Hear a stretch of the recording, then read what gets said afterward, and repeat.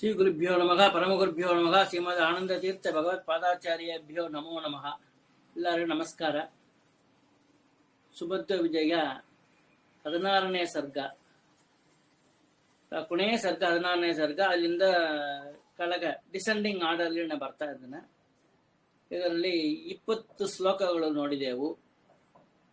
ಈ 20ನೇ ಶ್ಲೋಕ ಹೆಂಗಿಂದ ಕಲ್ಲೋಲೈಹಿ ಕರಿಣಿಕರೈರ್ಯವಾಣಿ ವಾರ್ಯೈರ್ ಉಲ್ಲೋಳೈರ್ ಜನನಿಕರಾನ್ನಿಪಾತಯದ್ಭಿಗಿ ಆಕ್ರಾಂತಾಃ ಪ್ರಬಲತರೈಶ್ಚಲೋಟ್ಯಮಾನಾ ಹಾಸ್ಯತ್ವಂ ಪ್ರಯುರುಧನ್ವತೀಗನೈಕೆ. ಇದು ಮುಟ್ಲು ನಿನ್ನೆ ನೋಡಿದೆವು. ಇವತ್ತು ಬಂದು ನಾವು 21ನೇ ಶ್ಲೋಕದಿಂದ 30ನೇ ಶ್ಲೋಕ ಮುಟ್ಲು ನಾವು ನೋಡುತ್ತೇವು. ಸಮುದ್ರ ಸ್ನಾನ ಮಾಡ್ತಾ ಇದ್ರು ಜನರೆಲ್ಲ. ಆಗ ಆಚಾರ್ಯನ ಅಲ್ಲಿ ಬಂದಿದ್ರು. ಸಮುದ್ರ ಸ್ನಾನ ಮಾಡುತ್ತಿರುವ ಆಚಾರ್ಯರನ್ನು ದುರ್ಜನರು ಅಪಹಾಸ ಮಾಡಿದರು. ಏನು ಅಪಹಾಸ ಮಾಡಿದ್ರು ನೋಡ. ಮಜ್ಜಂತಂ ಪೃತಲಗರಿ ನಿಗೂಢ ಮೂರ್ತಿಂ ಸಂಪೂರ್ಣ ಪ್ರಮತಿಮ ಸಜ್ಜನೋ ಜಹಾಸ ಯೋ ಲೋಕತ್ರಯ ವಿಜಯೋ ಗುರುಃ ಪ್ರಸಿದ್ಧಃ ಸೋಯಂ ಹಾ ಪತತಿ ದಲಹೂರ್ಮಿ ನೀಲಯೇತಿ.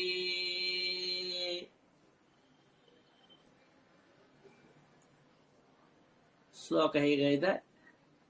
ಯಾಕೆ ಪದ ಅರ್ಥ ನೋಡೋಣ. ಈ ಪಾಠ ರೂಪ ಎಂಬುದೇ ಪದ ಅರ್ಥತನ.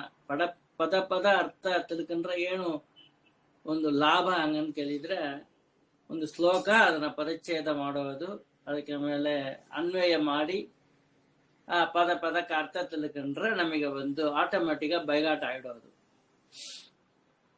ಯಹ ಯಾರು ಲೋಕತ್ರಯ ವಿಜಯೋ 3 ಲೋಕಗಳನ್ನು ಜಯಿಸುವರೋ ಗುರುಹು ಇತಿ ಪ್ರಸಿದ್ಧ. 3 ಲೋಕ ಗುರು ಅಂತ ಹೇಳ್ತು ಯಾರು ಪ್ರಸಿದ್ಧರಾಗಿ ಇದ್ದಾರೆಯೋ ಸೋಯಂ ಅಯಂ ಸೋಯಂ ಅಂತಹ ಈ ಗುರುಗಳು ಲಹೂರ್ಮಿ ಲೀಲೆಯ ಚಿಕ್ಕ ಅಲೆಗಳ ಚೇಷ್ಟೆಯಿಂದ, ವೇವ್ಸ್ ಅಂತ ಹೇಳ್ತೇವೆ ಇಂಗ್ಲಿಷ್ಲಿ, ಆ ಅಲೆಗಳ ಚೇಷ್ಟೆಯಿಂದ, ಚಿಕ್ಕ ಅಲೆಗಳ ಚೇಷ್ಟೆಯಿಂದ ಪತತಿಹಾ ಇವ್ರು ಬೀಳುತ್ತಿದ್ದಾರೆ, ಅಯ್ಯೋ ಪಾಪ ಹಾಗಂತ ಹೇಳಿಟ್ಟು ಇತಿ ಅಸಜ್ಜನಃ ಹೀಗೆಂದು, ಸಜ್ಜನರು ಅಂದ್ರ ಒಳ್ಳವರು, ಅಸಜ್ಜನ ಅಂದ್ರ ದುರ್ಜನರು, ಮಜ್ಜಂತಂ ಸಮುದ್ರದಲ್ಲಿ ಮುಳುಗುತ್ತಿರುವ ಪೃಥುಲಹರಿ ನಿಗೂಢ ಮೂರ್ತಿಂ ದೊಡ್ಡ ಅಲೆಗಳಿಂದ ಅಡಗಿದ ದೇಹವುಳ್ಳ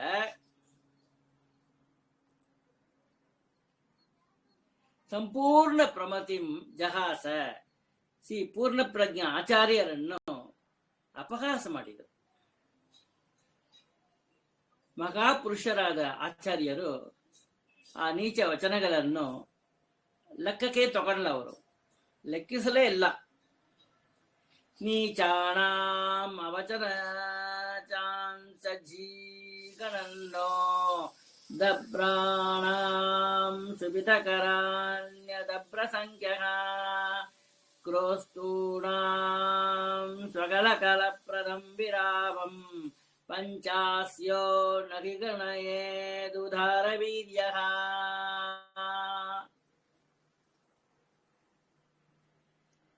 ಇಲ್ಲಿ ಅದಬ್ರ ಸಂಖ್ಯಃ ಪೂರ್ಣ ಪ್ರಜ್ಞಾ ಆಚಾರ್ಯರು, ದಬ್ರಾಣಾಂ ಅಲ್ಪ ಜನರಿಗೆ, ಕ್ಷುಭಿತಕರಾಣಿ ಶೋಭೆಯನ್ನು ಉಂಟು ಮಾಡುವ ನೀಚಾನಾಂ ದುರ್ಜನರ ಅವಚವಚಾಂಸಿ ಹೇಳಲು ಅಯೋಗ್ಯವಾದ ಆ ಮಾತುಗಳನ್ನು ನ ಅಜೀಗಣತ್ ಅಜೀಗಣತಿಂದ ಲಕ್ಷ್ಯ ಮಾಡೋದು. ನ ಅಜೀಗಣತ್ ಅದರ ಲಕ್ಷ್ಯವೇ ಮಾಡಲ್ಲ, ಅದು ಲೆಕ್ಕಿಸಲೇ ಇಲ್ಲ, ಅದು ಲೆಕ್ಕದೇ ತಗೊಳ್ಳ ಅವ್ರು ಹೇಳಿದ್ದನು. ಸ್ವಕಲ ಕಲಪ್ರದಂ ನಾಯಿಗಳಿಗೆ ಗಲಭೆಯನ್ನು ಉಂಟು ಮಾಡುವ, ಗಲಭೆ ಅಂದ್ರೆ ಬೊಗಳೋದು, ಬೋಳುತ್ತಲ್ಲವ, ಬೊಗಳುವುದಕ್ಕೆ ಕಾರಣವಾದ ಕ್ರೋಸ್ತೂಣಾಂ ನರಿಗಳನ್ನ ನೋಡಿದ್ರೆ ನಾಯಿ ಬಂದು ಬೊಗಳುತ್ತ ಕ್ರೋಸ್ತೂಣಾಂ ನರಿಗಳ ವಿರಾವಂ ಆ ಕೂಗನ್ನು, ಆ ಶಬ್ದವನ್ನು, ನರಿ ಕೂಗೋಣ ಓಳ ಇರುತ್ತೆ ಅಂತ ಹೇಳ್ತಾರೆ ನರಿ, ಅದನ್ನು ಉದಾರ ವೀರ್ಯ ಗಂಭೀರ ಪರಾಕ್ರಮ ಉಳ್ಳ ಪಂಚಾಸ್ಯ ಸಿಂಹವು ನ ಗಣಯತ್ಕಿ ಲೆಕ್ಕಿಸಲಾರದು ಅಷ್ಟೇ ಹಂಗಂತ ಇಲ್ಲಿ ತಿಳಿಸಿದ್ದಾರೆ. ಆದರೂ ಸ್ವಲ್ಪ ಮಾತ್ರ ತನ್ನ ಮಹಿಮೆಯನ್ನು ತೋರಿಸಿದರು ಆಚಾರ್ಯ.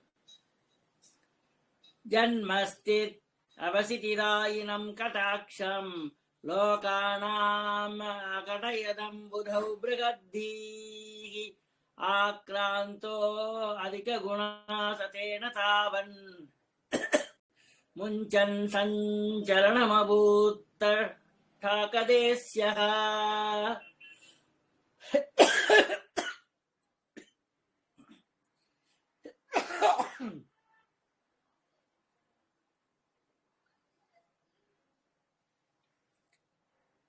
ಬೃಹದ್ದೀಹಿ ಬೃಹತ್ ಅಂದ್ರ ಒಳ್ಳೆ ದೊಡ್ಡ ಮಹಾ ಅಂತ ಅರ್ಥ, ತುಂಬಾ. ಶ್ರೀ ಪೂರ್ಣ ಪ್ರಜ್ಞಾ ಆಚಾರ್ಯರು ಲೋಕಾನಾಂ ಎಲ್ಲ ಲೋಕಗಳಿಗೂ ಅಂದ್ರೆ ಎಲ್ಲ ಲೋಕದಲ್ಲಿರೋ ಜನಗಳಿಗೂ ಅಂತ ಅರ್ಥ. ಜನ್ಮಸ್ಥಿತ್ಯ ಅವಸಿತಿದಾಯಿನಂ ಉತ್ಪತ್ತಿ, ಜನ್ಮ ಉತ್ಪತ್ತಿ, ಸ್ಥಿತಿ ಪಾಲನೆ ಮತ್ತು ಅವಸಿತಿ ದಾಯನಂ ನಾಶಗಳನ್ನು ಕೊಡುವ. ದಾಯನ ಅಂದ್ರೆ ಕೊಡೋದು, ಅವಸಿತಿ ಅಂದ್ರೆ ನಾಶಗಳನ್ನು, ಉತ್ಪತ್ತಿ, ಪಾಲನೆ, ನಾಶ ಅರ್ಥಾತ್ ಸಂಹಾರ. ಕಟಾಕ್ಷಂ ಕಡಗಣ್ಣಿನ ನೋಟವನ್ನು, ಅಂಬುದವು ಅಗಡಯತ್ ಸಮುದ್ರದ ಮೇಲೆ, ಅಂಬುದರ ನೀರು ಸಮುದ್ರದ ಮೇಲೆ ಯೋಜಿಸಿದರು. ತಾವತ್ತು ಅಷ್ಟರಲ್ಲಿ ಅಧಿಕ ಗುರುನಾಥೇನ ಅತ್ಯಂತ ಸಮರ್ಥವಾದ ಆ ನೋಟದಿಂದ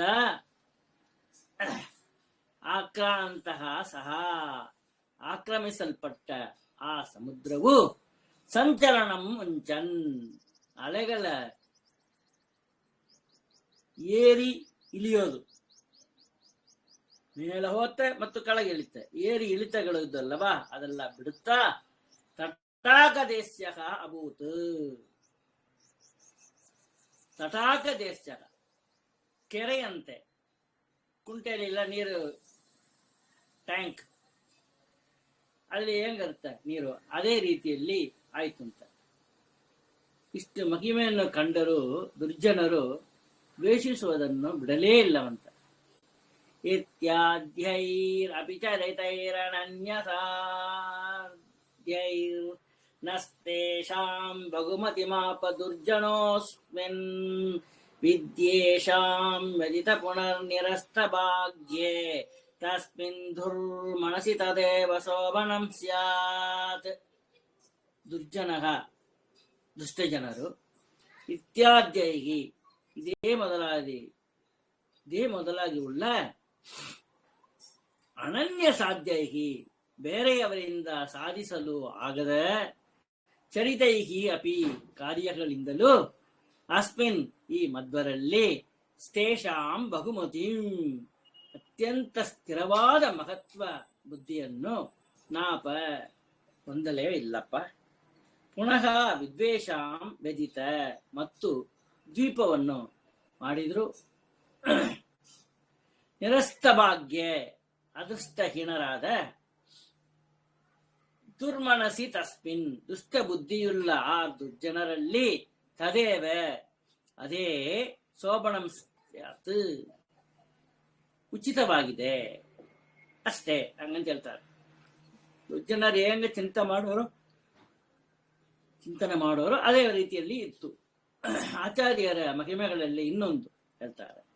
ಸಂಪ್ರಾಪ್ತಂ ಸಹಸ ಗಜೇನ ಗಂಡವಾಟಂ ಸ್ವೋಜಸ್ಸಂ ಪ್ರಕಟನಾದಿ ಸದ್ವಿಸಂಕಂ ಶುಶ್ರೂಷಾಮಯಮುಚಿತೋ ವಿಧಾತು ಮೂಷಲ್ ಲೋಕಾನಾಂ ಇತಿ ವಚಸಾ ಪರೀಕ್ಷಕಾಣಾಂ. ಇಲ್ಲಿ ಸಹ ಅಧ್ಯಾಹಾರ ಮಾಡಿಕೊಂಬೇಕು. ಸಹ ಆ ಮಧ್ವಾಚಾರ್ಯರು ಸಗಜೇನ ಸಹ ಸಹೋದರನೊಡನೆ ಸಂಪ್ರಾಪ್ತಂ ಗಂಡವಾಟಂ ಬಂದಿದ್ದ ಕೊಡಿಪಾಡಿತಾಯ ಎಂಬ ಹೆಸರು ಆ ಬ್ರಾಹ್ಮಣ ಜಟ್ಟಿಯನ್ನು ಅಯಂ ಇವನು ಈಶತ್ ಶುಶ್ರೂಷಾಂ ಸ್ವಲ್ಪ ಸೇವೆಯನ್ನು ವಿಧಾತು ಉಚಿತ ಇತಿ ಮಾಡಲು ಯೋಗ್ಯನೆಂದು ಪರೀಕ್ಷಕಾಣಾಂ ಲೋಕಾಣಾಂ ವಿಮರ್ಶಕರಾದ ಜನರ ವಚಸ ಮಾತಿನಿಂದ ವಿಸಂಕಂ ನಿಸ್ಸಂದೇಹವಾಗಿ ಸೋಜಸ್ಸಂ ಪ್ರಕಟಣೆ ತಮ್ಮ ಮಲ್ಲರಂತ ಒತ್ತೆ ಜಗಳಾಡ್ತಾರೆ ಹೇಳ್ತಾರ, ಒಬ್ಬರಿಗೊಬ್ಬರು ದ್ವಂದ್ವ ಯುದ್ಧ ಅಂತ ಹೇಳ್ತಾರೆ. ಆ ಮಲ್ಲರ ಬಲವನ್ನು ಪ್ರಕಟಿಸುವ ವಿಷಯದಲ್ಲಿ ಆದಿಸತ್ ಅಪ್ಪಣೆ ಮಾಡಿದರು. ಆ ಗಂಡವಾಟನೆಂಬ ಜಟ್ಟಿಯ ಬಲವು ಹೀಗಿತ್ತು. ಹೇಗಿತ್ತು? ಶ್ರೀಕಾಂತೇಶ್ವರ ಸದನೆ ಅನಯತ್ಕಿಲೈಕೋ ಯಸ್ತ್ರಿಂ ಸನ್ನರವರಣೀತ ಕೇತು ಯಸ್ತಿಂ ಆಹತ್ಯ ಗುರುಗದಯೈ ಬನಾರಿಕೇಲಾತ್ ಯೋ ಲೇಭೇ ತರಣತರಾತ್ ಫಲಾನಿ ಕಾಮಂ. ಯಾವ ಗಂಡವಾಟನು ಕುಡಿಪಾಡಿತ್ತಾಯನು ಹಂಗಂತ ಹೆಸರು ಕುಡಿಪಾಡಿತ್ತಾಯನು ಶ್ರೀಕಾಂತೇಶ್ವರ ಸದನೆ, ಶ್ರೀಕಾಂತೇಶ್ವರ ದೇವಾಲಯದಲ್ಲಿ ತ್ರಿಂಸನ್ ನರವರಣೀತ ಕೇತು ಯಷ್ಟಿಂ 30 ಮನುಷ್ಯ ಶ್ರೇಷ್ಠರಿಂದ ಬಲಿಷ್ಠ ಮನುಷ್ಯರಿಂದ ಒಯ್ಯಲ್ಪಟ್ಟ ಧ್ವಜಸ್ತಂಭವನ್ನು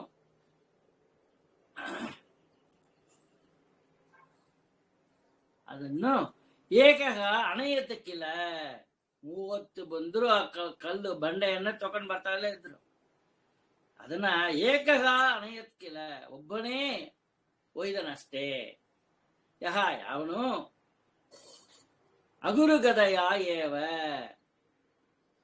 ಭಾರವೇ.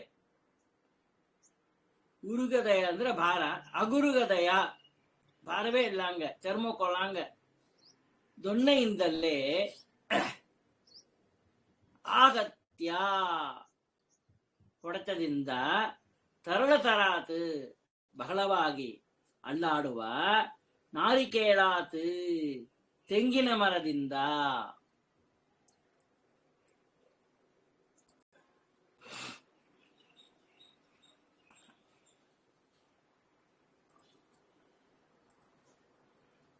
ಮರದಿಂದ ಫಲಾನಿ ತೆಂಗಿನ ಕಾಯಿಗಳನ್ನು ಕಾಮಂ ಲೇಬೆ ಯಥೇಚ್ಛವಾಗಿ ಪಡೆದನು. ಇಂತಹ ಜಟ್ಟಿ ಮತ್ತು ಅವನ ತಮ್ಮನು ಆಚಾರ್ಯರ ಬಲವನ್ನು ಪರೀಕ್ಷಿತ ರೀತಿ ಹೀಗೆತ್ತು. ಏತಾದೃಗ್ ಬಲವಿಭವಸ್ತಸ್ಯ ಕಂಠಂ ತಜ್ಜೇಷ್ಟೋ ಅಸ್ಯ ವೇತ ಉಭೌ ಸಮಂ ಗೃಹೀತ್ವಾ ನಿಸ್ಪೇಷ್ಟುಂ ಪರಮಮವಾಪತುಃ ಪ್ರಯತ್ನಂ ಸಂಘರ್ಷಾತ್ ಕಮಪರಿವರ್ಧಮಾನ ತೈಕ್ಷ್ಣ್ಯಂ. ಏತಾದೃಗ್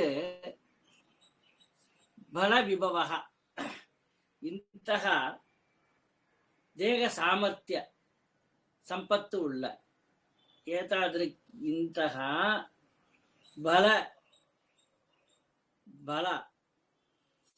ವಿಭವ ಸಾಮರ್ಥ್ಯವುಳ್ಳ ಇಂತಹ ದೇಹ ಸಾಮರ್ಥ್ಯ ಸಂಪತ್ತು ಉಳ್ಳ ಸಹ ಆ ಗಂಡವಾಟನು ತಜ್ಜೇಷ್ಠ ಅಪಿ ಉಭೌ, ಅವನ ಅಣ್ಣನು, ಜ್ಯೇಷ್ಠಗ ಅಂದ್ರೆ ದೊಡ್ಡವ, ಕನಿಷ್ಠಗ ಅಂದ್ರೆ ತಮ್ಮ, ಜ್ಯೇಷ್ಠ ಅಂದ್ರೆ ಅಣ್ಣ. ಜ್ಯೇಷ್ಠ ಬ್ರಾದ ತಂದೆಗೆ ಸಮಾನ ಅಂತ ಹೇಳ್ತಾರೆ, ಅಪ್ಪನಿಗೆ ಸಮಾನ ಅಂತ ಹೇಳ್ತಾರೆ.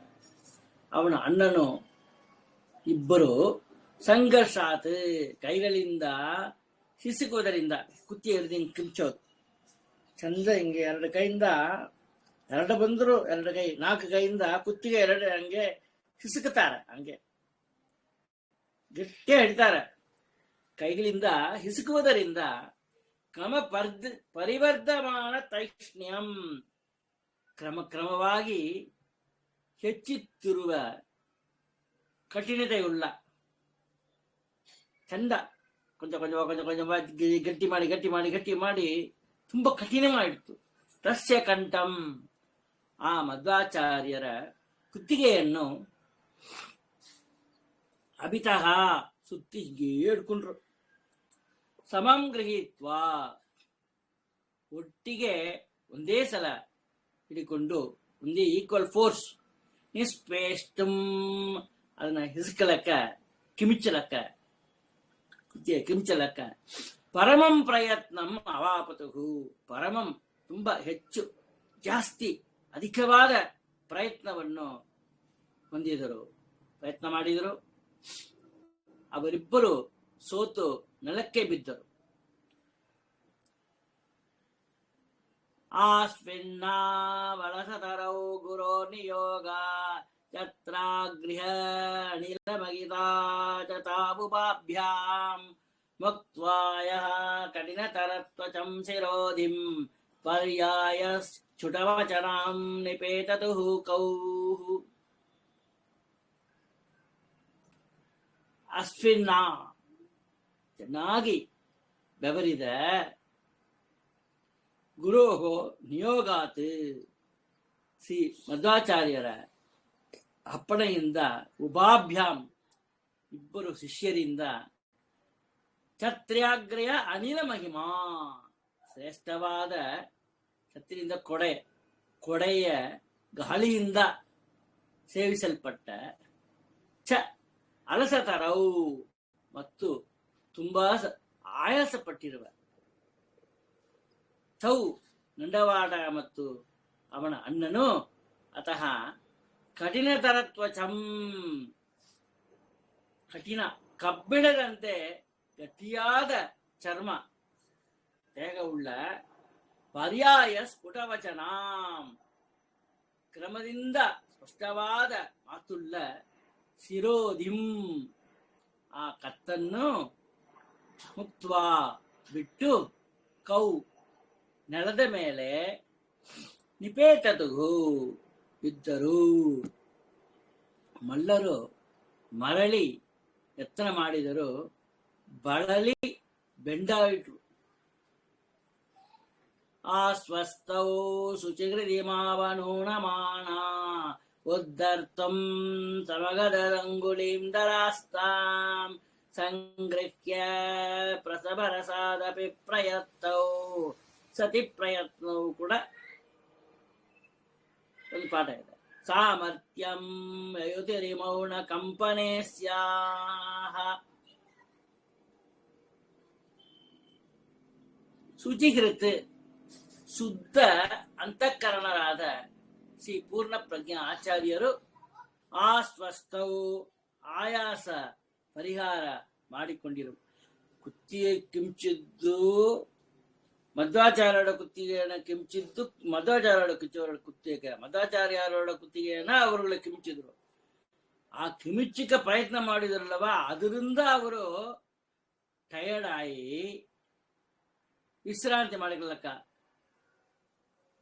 ಪರಿಹಾರ, ಆಯಾಸ ಪರಿಹಾರ ಮಾಡಲಿಕ್ಕೆ ಮಾಡಿಕೊಳ್ತಾ ಇರುವ ಅನುಣಮಾನವು ಇಮೌ, ತಾವು ತುಂಬಾ ಬಲಶಾಲಿಗಳೆಂಬ ಅಭಿಮಾನ ಕಡಿಮೆ ಆಗದೇ ಇರೋ ಈ ಗಂಡವಾಡ ಸಹೋದರರನ್ನು ದರಾಸ್ತಾಂ ಅಂಗುಲೀಂ ಕೈನ ಬಂದು ಭೂಮಿಲಿ ಹಿಂಗೆ ಇಟ್ರು. ಇತ್ತಾನ ಭೂಮಿ ಅಂತ ಅನುಮಾನ ಮಾಡಿಕೊಂಡ್ರಿ, ಇದ್ರ ಮೇಲೆ ಕೈನ ಹಿಂಗೆ ಇಟ್ರು. ಈ ಬೆಟ್ಟ ಹಿಡಿದು ಹಿಂಗ ಕೊಂಚ ಕೂಡ ಎತ್ತಲ ಕೂಡ ಮುಡಿಲ್ಲ. ಧರಾಸ್ತ ಮಂಗುಳಿಂ, ನೆಲದಲ್ಲಿರುವ ತಮ್ಮ ಬೆರಳನ್ನು ಉದ್ದರ್ತುಂ ಸಮಗದತ್, ಮೇಲಕ್ಕೆ ಎತ್ತಲು ಹೇಳಿದರು ಆಚಾರ.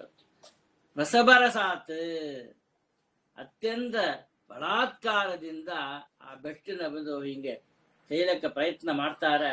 ಸಂಗೃಹ್ಯ, ಆ ಬೆರಳನ್ನು ಹಿಡ್ಕೊಂಡು ಹಿಡಿಲಕ್ಕೆ ಮಾಡಲ ಬೆರಳನ್ನ. ಪ್ರಯತ್ನವು ಅತಿ ಪ್ರಯತ್ನವು ಅಪಿ, ಪ್ರಯತ್ನ ಮಾಡಿದವರಾದರೂ ಅತ್ಯಂತ ಪ್ರಯತ್ನವುಳ್ಳವರಾಗಿ ಆದರೂ ಇಮೌ, ಇವರಿಬ್ಬರು ಅಸ್ಯಾಹ ಕಂಪನೆ, ಈ ಬೆರಳಿನ ಅಲ್ಲಾಡಿಸುವಿಕೆಯಲ್ಲಿ ಸಾಮರ್ಥ್ಯಂ, ಶಕ್ತಿಯನ್ನು ನ ಯಯತು, ಹೊಂದಲಿಲ್ಲ. ಅವರ ಪ್ರಯತ್ನ ಎಲ್ಲ waste, in vain, went in vain, no use. ಆಚಾರ್ಯರ ಇನ್ನೊಂದು ಮಹಿಮೆ ಹೇಳ್ತಾರೆ ಇಲ್ಲಿ. ನಿರ್ಯತ್ರಂ ನಟುಮದಿರುಕ್ಯ ಮಂದಹಾಸಿ ಸಪ್ರಯಾತ್ ಇಹ ಪರಿತೋ ನಿಸಿಂಹಗೇಹಂ ಐಶ್ವರ್ಯರ್ರಿತಿ ಲಹಿಮಾದಿಕೈರುಪೇತೋ ಮಧ್ಯೋಭೂ ತ್ರಿಭುವನ ಚಿತ್ರರತ್ನರಾಜಃ. ಸಹ ಆ ಮಧ್ವಾಚಾರ್ಯರು ಈಗ ಆ ದೇಶಕ್ಕೆ ತೌಳವ ದೇಶ ಅಂತ ಹೆಸರು. ತೌಳವ ದೇಶದಲ್ಲಿ ನಿರ್ಯತ್ನಂ, ಯತ್ನ ಅಂದ್ರೆ ಯತ್ನ ಪ್ರಯತ್ನ ಮಾಡೋದು, ನಿರ್ಯತ್ನಂ ಪ್ರಯತ್ನವೇ ಇಲ್ಲದ, ವಠುಂ ಅಧಿರುಹ್ಯ ಒಂದು ಚಿಕ್ಕ ಬಾಲಕ, 5 ಸಣ್ಣ ಗೆಂಡು ಕೂಸು, ಆ ಪುಟ್ಟ ಬ್ರಹ್ಮಚಾರಿಯನ್ನು ಹತ್ತಿಕೊಂಡು, ಆ 5 ವಯಸ್ಸು ಬಾಲಕನ ಮೇಲೆ ಇವರು ಬಂದು ಹತ್ತಿ ಕೂತುಂಡು ನರಸಿಂಹದೇಹಂ ಪರಿತಃ, ಪರಿತಃ ಅಂದ್ರೆ ಸುತ್ತು ಬರೋದು, ನರಸಿಂಹ ದೇವಾಲಯದ ಸುತ್ತಲೂ ಪ್ರಾಯಾತ್ ರಕ್ಷಣೆ ಮಾಡಿಕೊಂಡೇ ಬಂದರು. ಇತಿ, ಈ ರೀತಿ ಲಹಿಮಾದಿಕೈ ಐಶ್ವರ್ಯೈ ಉಪೇತಃ, ಲಹಿಮಾ ಗರಿಮಾ ಅಣಿಮಾ ಮಹಿಮಾ ಅಷ್ಟಸಿದ್ಧಿಗಳು. ಆ ಲಹಿಮಾ ಎಂಬುದು ತುಂಬಾ ಭಾರವೇ ಇಲ್ಲ ಮಾಡೋದು, ಅತ್ಯಂತ ಹಗುರವಾಗುವಿಕೆ, ಅದು ಭಾರವೇ ಇಲ್ಲ ಆಗಿರೋದು ಮೊದಲಾದ ಐಶ್ವರ್ಯಗಳಿಂದ ಕೂಡಿದ ಶ್ರೀ ಮಧ್ವಾಚಾರ್ಯರು ತ್ರಿಭುವನ ಚಿತ್ರ ರತ್ನರಾಜ ಅಭೂತ್. 3 ಲೋಕಗಳ ಶ್ರೇಷ್ಠ ಆಚಾರ್ಯಗಳಲ್ಲಿ ಶ್ರೇಷ್ಠರು ಇದ್ದಾರೆ, ರತ್ನರಾಜ ಅಂತ ಹೇಳಿದ್ದಾರೆ. ತ್ರಿಭುವನ ಚಿತ್ರ ರತ್ನರಾಜ.